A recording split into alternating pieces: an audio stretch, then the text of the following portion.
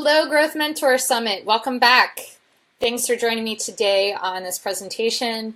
And I hope that you're enjoying the comfort of your own home or your office, or if you're on a sailboat. I would actually love to hear that if you could just leave that in the comments if you're on a sailboat or anywhere really cool. But I'm really glad that we're able to provide this opportunity for myself to give a presentation, but also for you to learn from all of these amazing mentors that are on this platform. It's really a great resource, and I hope that you get a lot of value out of it. So today I'm going to be talking about building resiliency as a growth leader. This is a topic that's near and dear to my heart. I previously led growth at Growth Hackers, and so I've learned a lot about how other leaders are leading growth at their organizations, what's working, what's not working. And I've taken the last year or so since leaving Growth Hackers to really reflect on that. And I'm doing that through writing, and I also teach yoga now. So things are a little bit different. I do still, I stay right alongside the tech scene, and that's where my passion lies. But at the same time, I knew I needed a break to really take a step back and understand how do people become resilient in these roles. And so that's what I'm here to talk about today. So what is resilience? Resilience is, by definition, the power or ability to return to original form, position, etc. after being bent, compressed, or stretched, elasticity, or the ability to recover from illness, depression, adversity, or the like, buoyancy. So I think a great visual interpretation of what resilience looks like is this tree growing out of cement and a brick wall, right? This tree had very little resources to grow the way it did, but every single year it's come back, it's grown its branches, it's grown its leaves, and it has continued to thrive in this environment. And so I think that if we can all think about how do we become this tree? How do we take whatever we're given and bounce back from that, growing as tall and as vibrant as we possibly can? So the challenge is that there are a lot of things going on, both outside of the company and inside of the company. Externally, we have the evolution of marketing channels, right? So TikTok's now around today, where 5 years ago, Snapchat was a big hit. So we have to constantly evolve our marketing strategy to navigate those different channels and actually meet our customers where they are. We also have an exponential growth of the marketing tech landscape. And that means that now we have new indirect and direct competitors. We also can make things much cheaper or much more expensive depending on what our tech stack is, and that can change a complete business model. So there's just a lot of moving parts. And then we also have a decrease in the human attention span. So researchers now believe that it is down to 8.25 seconds, meaning that I've definitely lost you at least a handful of times already within this presentation. And then you also have the internal challenges. And this is an analogy that I like to use to help people wrap their heads around the true challenge of navigating growth within an organization. So there are 6 blind men and the elephant. This is an ancient Indian proverb where the 6 blind men are all touching different parts of the elephant. And when they go to describe the elephant, they all have a very different interpretation of what the elephant actually looks like. And so the same thing goes with an organization where, surprise, your customer is the elephant and all of your different departments are the blind men touching the different parts of the elephant. And so you, as a growth leader, are responsible for helping everybody to visualize the entire elephant, the entire customer view. And that's everything from marketing, sales, customer success, product, engineering, business development, everything. They all need to understand how the customer gets value. And that's at the core of it. What a good growth leader can do is build trust, build influence within an organization, and build empathy between the different departments so that you can find new growth opportunities. And then your job is to really help that elephant be led to water or customer value, if you're, continuing on the analogy. And then also help your team do the same. So growth is hard. It's really hard, and it's only getting harder, right? As I just explained, that both the external and the internal challenges that we're facing as growth leaders, it's not getting any easier. And it is very rewarding, though. I will say that this is one of the most rewarding jobs that I think that you can have, is being able to see the impact that you have on customers and being able to see how they truly get value from the service or product that you provide. But it's also very hard. And sometimes it just requires us to talk to somebody, right? And as this is actually a note that Foti had written and I had taken a picture of, because it's so true, right? It's like sometimes there are going to be days where nothing is working and we just need to talk to somebody, whether that's to get new ideas or to vent or to just get your mind completely off of everything so that you can have a spark of inspiration randomly. You need to talk to somebody, and that's okay. So growth is also driven by process, and what I've found, especially within this last year of taking a step away and focusing on my own personal growth, is that company and personal growth follow the exact same process. So what is this process? It's the process of zooming out to figure out what is the most broken part of either the customer journey or the most broken part of your life, whether that's you want to get more sleep and better sleep. That could be a great objective to focus on if you're not getting sleep. It's a foundational element, as I will discuss later in this presentation. Or maybe it's activation and getting people to actually invite their friends to the platform.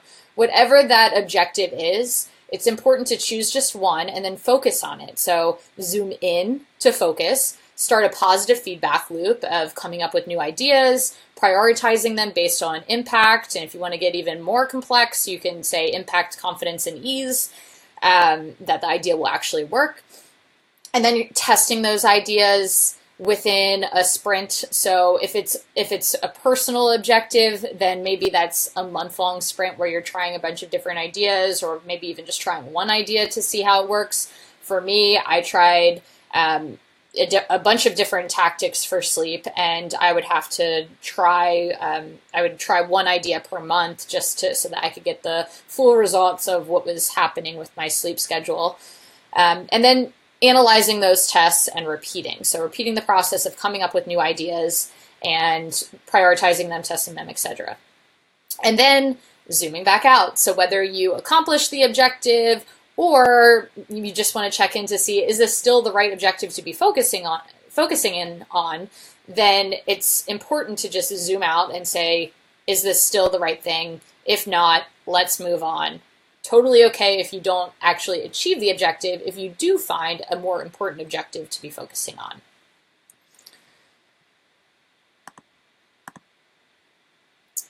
And now researchers are starting to see that locus of control is actually something that leads to more resilience. So what is locus of control? It's whether or not you think the world is happening to you or you're controlling the world. And so an example, external things are happening to me. I dropped my ice cream and the world is out to get me. I'm fat, so I shouldn't have this ice cream. All of these thoughts that are all external or external control. Like you have no control over them, versus internal locus of control. I make things happen. I drop the ice cream, but that's okay. I'm going to go get another one. It's not the end of the world. Whatever. This shift from external to internal locus of control is something that allows us to be better performers. So not only is a more internal locus tied to perceiving less stress and performing better, but changing your locus from external to internal leads to positive changes in both psychological well-being and objective work performance. And this is a skill that can be acquired, right? So the cognitive skills that underpin resilience can be learned over time, creating resilience where there was none. This is exciting. And it all starts with self-study, right? So if we don't understand ourselves, it's going to be very difficult to improve ourselves. And at the foundation of any growth leader, your personal performance is going to help dictate how well you perform within the company. And so if you think about any stressful environment that you've ever been in, or any encounter where it's like things aren't working, it's very easy to say, I'm going to focus on all of the things that I can't control and get stressed out and say, oh my gosh, this is never going to work. Or you can say, I'm choosing to focus on the one thing that I can control, and that's how I choose to show up. And so there are some foundational items on showing up, and that's getting enough sleep. So do you have 7 to 8 hours of sleep every night? And are you sleeping on a regular cadence, like this, going to bed at the same time, waking up at the same time, reducing your blue light exposure before bed? I don't need to convince you as to why you need 7 or 8 hours of sleep. And if you're like, yes, you do, then there's a book at the end that I will recommend that will lay it all out for you. That's way beyond the scope of this presentation, but I will say it's important. Eating and drinking the right nutrients and getting enough water, that can make a very big impact on your performance as well if you're not cognitively behaving well because you don't have the right nutrients. That's going to be very challenging for you to work at your peak performance. And then movement, are you staying active and are you getting outside and moving your body so that you have the optimal amount of energy? And are you giving yourself time to pause and reflect? This is often where a lot of inspiration can occur, and it's also something that will allow you to achieve your peak performance over time. So now I have what I call the roots of resilience. So just a few different questions that I recommend everybody dig into in their own time. And I will post the slides later if you need them so that you can revisit them.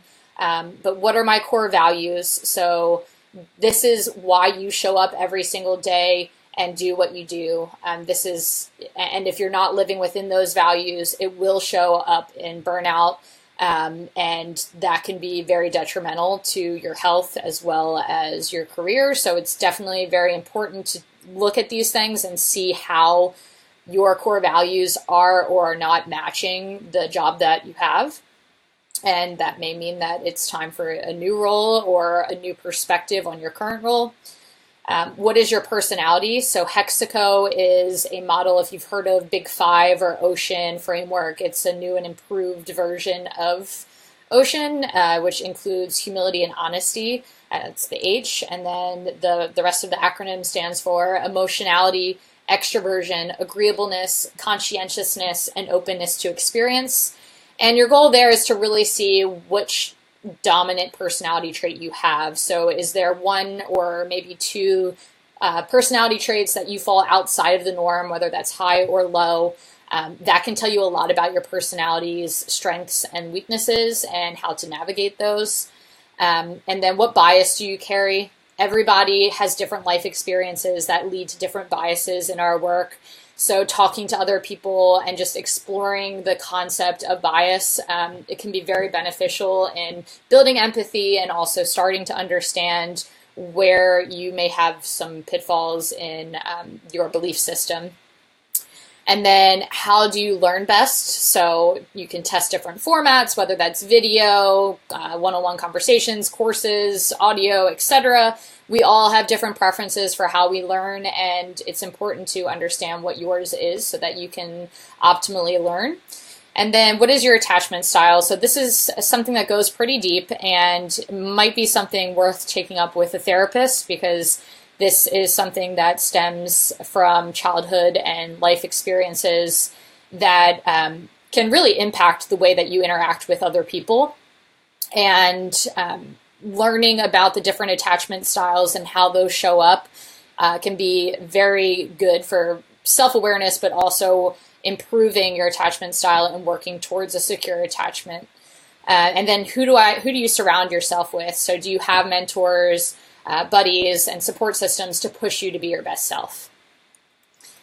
And so I filled this out quickly for myself. So core values, growth, community, health, respect, longevity, equality, personality. I have a high openness to experience, meaning that for me, sometimes it's important to break down ideas as with reasons and everything like that, because my ideas can be kind of out there to other people. And so if I'm talking to somebody that's a little bit more guarded, I need to be able to communicate effectively.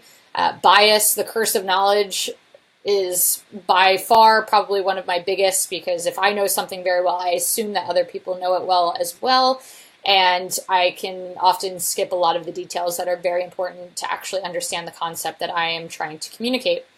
And then learning style, I do very well with one-on-one conversations. Audio is my biggest preference for digesting content, and video presentations can go a long way for me. I can pause, take notes, etc.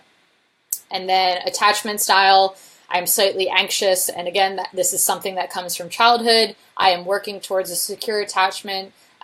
Just having the awareness overall has been a huge help for me, and just understanding when this is something that is within my own head or something that's actually real, that I need to pay particular attention to.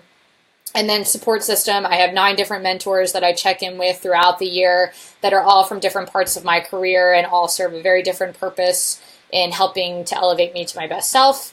I have buddies that are people that are in similar roles as me that I just will call occasionally to see, check in, see how things are going, brainstorm, maybe even vent. It depends on the situation, but they're always there to be a listening ear.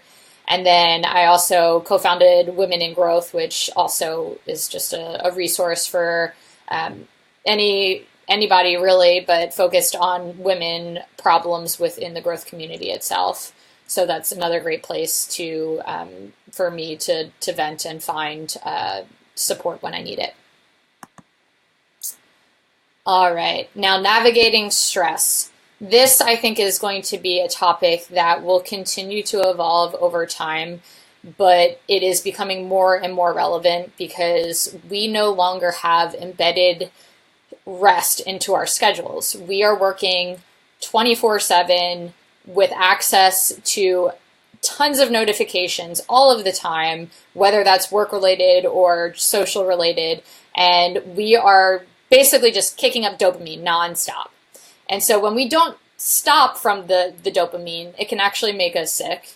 And so what does that mean? That means that we need to find ways to reintroduce rest into our lives and get our brains off of the dopamine kick in order to preserve the system. So if we don't do this, then we will basically be stressing our system nonstop, and eventually it will break.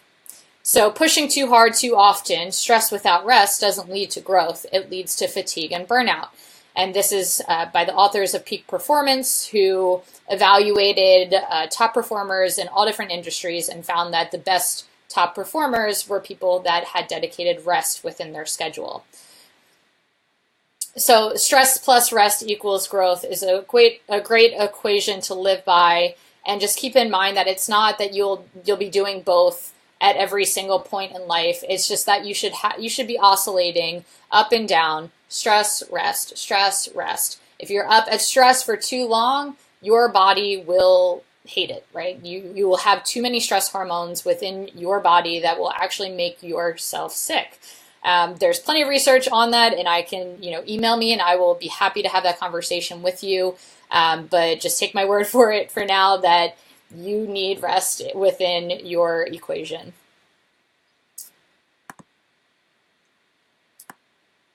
So on that topic, when we show up and we have high levels of stress hormones from chronic stress, whether that's because we have deadlines to meet or we have a family we need to take care of, or boss has imposed new rules and it's stressing us out, or there's that one person in an organization that we really don't get along with and they just really stress us out, we show up with what I call, or I'm sure other people have called this too, the zebra brain. So the zebra brain basically is the animal side of the brain that is reacting to a tiger or a potential threat nearby. So the freeze, flight, or fight reaction is happening within our body when we are living with chronic stress. And so we scan every environment from a very negative standpoint. And so sometimes this comes across as naysaying, saying that this is not a good idea, we can't do this, we don't have the resources, this is never going to work. These are very common responses when people are overstressed. And so that's the zebra brain showing up. It's the brain that is threatened and is just trying to live, pretty much. And so that's not where we get really great ideas. It's not where we get rational thought. And so when we can take a step and pause to see who's actually showing up to this conversation and notice within your body, is my heart racing? Do I feel tense? You can actually feel tension sometimes in your body, especially if you take the time to check in with your body on a regular basis. And then how do you reset from that? So if maybe you leave a stressful meeting and you're about to walk into a new one, but you don't want to take that stress and that energy, that negative energy with you into the next meeting, then it's time to just reset. So take a deep breath, slow and deep breath, and breathing into your belly, your chest, all the way up into your throat, and then slowly releasing it. That will signal to your brain that it is okay to relax. And you can walk into that meeting with a newfound energy that is focused on rational thought and solving problems that are in front of you versus scanning the scene for anything that's negative. And over time, you can test different ideas in addition to the breath. The breath is great for a quick change of energy. However, if stress continues to build, finding additional tactics can be very helpful, whether that's going for a 15-minute walk or just listening to nature sounds, going outside and staring up at the clouds, anything to be more mindful and to stop living within the rumination of your brain. The rumination.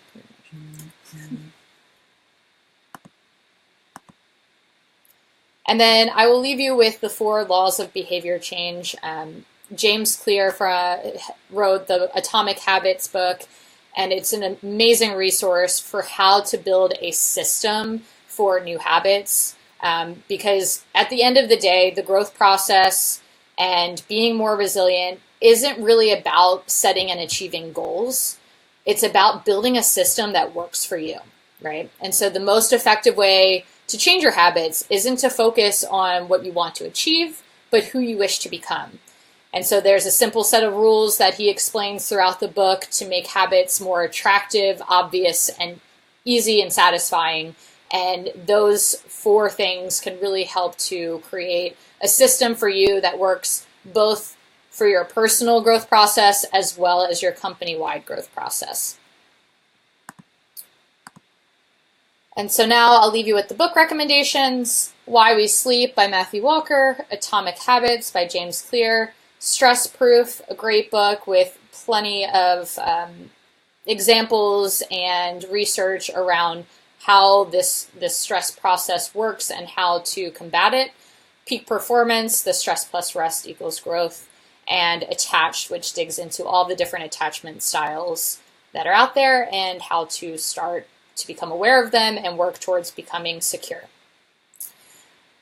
So with all of that, I'll say thank you, and now go relax. If there's anything that you have questions about, or if you just want to reach out and chat, I would love to hear from you. My email is dani@growthgal.com. I hope to hear from you, and I really appreciate you taking the time from your sailboat to join me for this presentation. All right, bye.